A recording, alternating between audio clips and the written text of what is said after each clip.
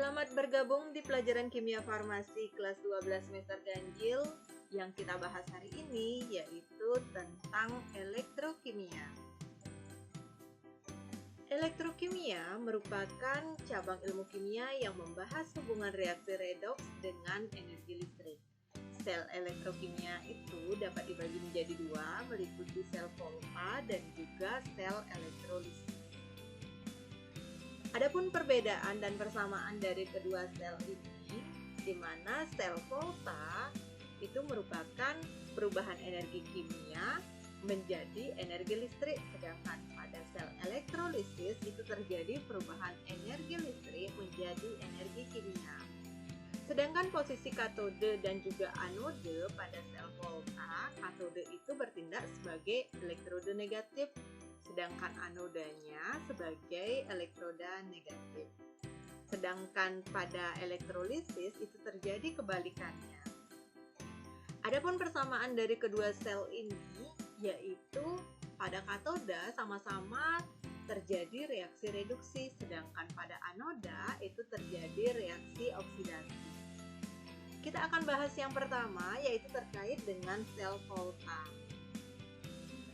Adapun susunan dari sel Volta itu dapat dilihat pada gambar di mana logam zinc dicelupkan dalam larutan yang mengandung ion Zn2+, sementara logam tembaga dicelupkan dalam larutan ion Cu2+, di mana logam zinc ini akan larut sampai melepas 2 elektron,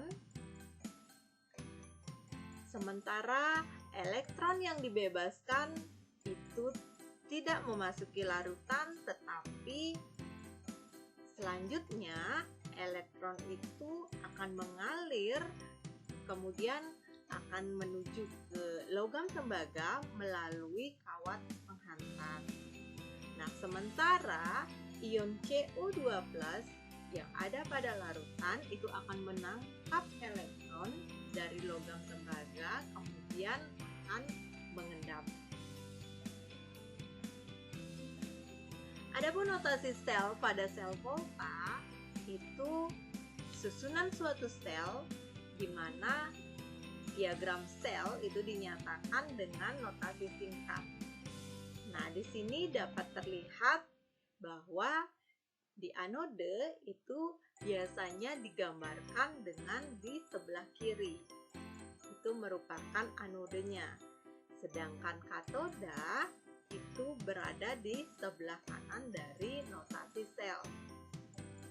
Pada anode itu terjadi reaksi oksidasi di mana logam Zn itu akan menjadi Zn2+, sementara di katode itu terjadi reaksi reduksi di mana ion Cu2+ itu akan menjadi Cu. Sementara dua garis sejajar ini yang memisahkan antara katode dan juga anode itu menyatakan jembatan garam. Sedangkan garis tunggal ini itu menyatakan batas antar fase.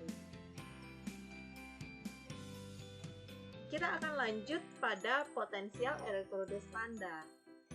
Potensial sel yang dihasilkan oleh suatu elektroda dengan elektroda hidrogen itu disebut sebagai potensial elektroda dan dinyatakan dengan lambang E. Apabila pengukuran dilakukan pada kondisi standar, yaitu pada suhu 25 derajat Celcius dengan konsentrasi ion-ionnya 1 molar dan juga tekanan gas 1 atmosfer, maka disebutlah sebagai potensial elektroda standar yang diberi lambang dengan endol. Elektroda yang lebih mudah mengalami reduksi dibandingkan terhadap elektroda hidrogen mempunyai potensial elektroda bertanda positif. Sedangkan elektroda-elektroda yang lebih sukar mengalami reduksi itu diberikan tanda negatif. Potensial elektroda itu sama dengan potensial reduksi. Adapun potensial oksidasi sama nilainya dengan potensial reduksi, tetapi tandanya akan berlawanan. Ini merupakan cara perhitungan dari potensial sel, di mana potensial sel itu merupakan potensial sel pada katode dikurangi dengan potensial sel standar pada anode. Katode itu elektroda yang mempunyai enol sel itu lebih besar atau lebih positif. Sementara yang anode adalah di sana ditandai dengan elektroda yang mempunyai enol lebih kecil atau lebih negatif. Baik, untuk menerapkan perumusan yang tadi, kita akan coba melalui contoh soal, di mana di sini diberikan nilai dari enol masing-masing dan diminta untuk menyelesaikan atau menentukan enol sel yang disusun dari kedua elektroda di mana Ag dan juga Mg. Potensial sel seperti yang tadi itu adalah selisih dari potensial katode dengan anodenya. Katode itu merupakan elektroda yang potensial reduksinya lebih positif. Yaitu di sini dapat kita lihat nilai yang lebih positif dari enolnya adalah Ag. Maka kita masukkan enol di katode dikurang enol di anode. Katodenya adalah 0,8, sementara enol di anode min 2,37, sehingga enol sel kita peroleh positif 3,17 volt. Sementara untuk deret keaktifan logam atau deret volta itu merupakan susunan unsur-unsur logam berdasarkan potensial elektroda standarnya, di mana pada deret volta ini semakin ke kiri kedudukan suatu logam itu akan logamnya semakin reaktif atau semakin mudah melepaskan elektron.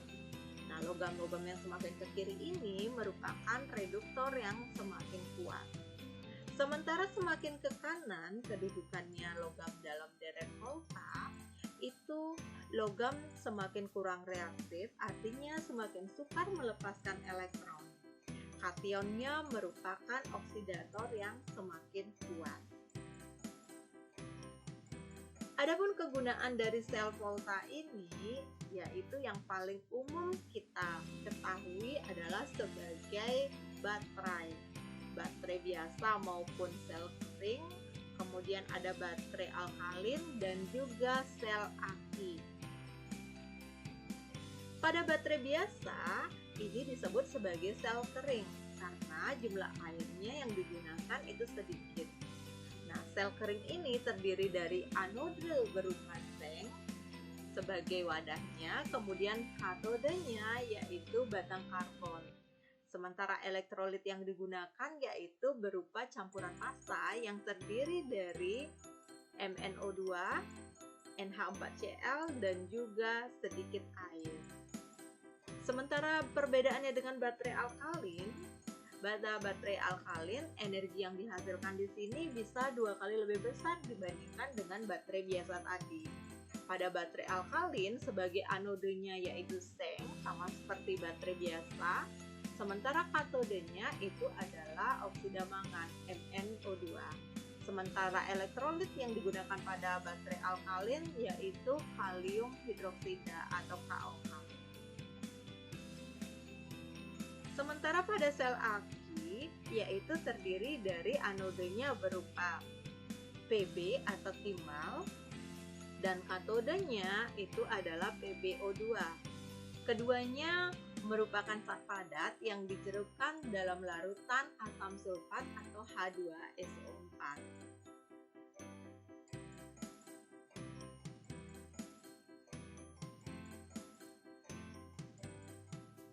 Berikutnya yaitu sel elektrolisis.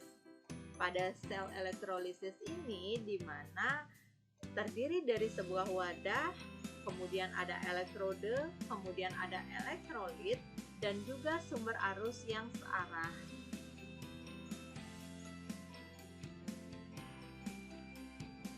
Adapun reaksi yang terjadi pada sel elektrolisis itu terjadi dari reaksi di katode, yaitu terjadi reaksi reduksi, sementara di anode terjadi reaksi oksidasi. Spesies yang mengalami reduksi di katode itu adalah spesies yang potensial reduksinya paling besar, sementara yang mengalami oksidasi di anode adalah spesies yang potensial oksidasinya itu ada paling kecil.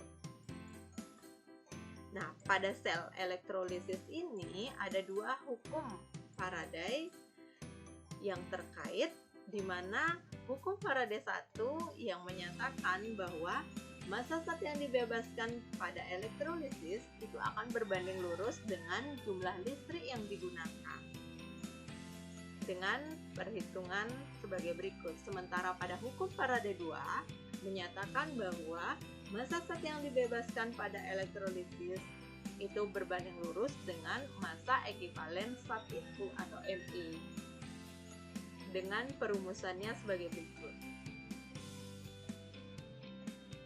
Adapun kegunaan dari sel elektrolisis di sana dinyatakan untuk pertama produksi zat, di mana banyak zat kimia yang dibuat melalui elektrolisis. Kemudian untuk pemurnian logam, yang terpenting yaitu pemurnian logam tembaga. Kemudian yang sering kita lihat yaitu penyepuhan atau electroplating, di mana di sini berfungsi untuk melindungi logam terhadap korupsi maupun untuk memperbaiki penampilan. Korosi. Korosi itu sendiri adalah reaksi redoks antara suatu logam dengan berbagai zat di lingkungannya yang menghasilkan senyawa-senyawa yang tidak dikehendaki. Korosi ini biasa dalam kehidupan sehari-hari kita kenal dengan perkaratan. Pada peristiwa korosi, logam mengalami oksidasi, sedangkan oksigen itu mengalami reduksi. Korosi ini merupakan proses elektrokimia. Pada besi, kita dapat amati jika terjadi korosi, pada bagian tertentu dari besi itu akan berlaku sebagai anode, di mana besi akan mengalami oksidasi. Untuk mencegah korosi atau perkaratan ini dapat kita lakukan dengan mengecat, melumuri suatu bagian dengan oli, kemudian dibalut dengan plastik, ada pelapisan dengan tilma, kemudian galvanisasi itu pelapisan dengan seng, kemudian pelapisan dengan krom, dan juga dengan sacrificial protection atau pengorbanan anode. Cukup sekian dari materi kita hari ini. Apabila ada pertanyaan, silakan disampaikan pada grup dan silakan melakukan tantangan yang sudah diberikan. Selamat belajar dan sampai jumpa di topik selanjutnya.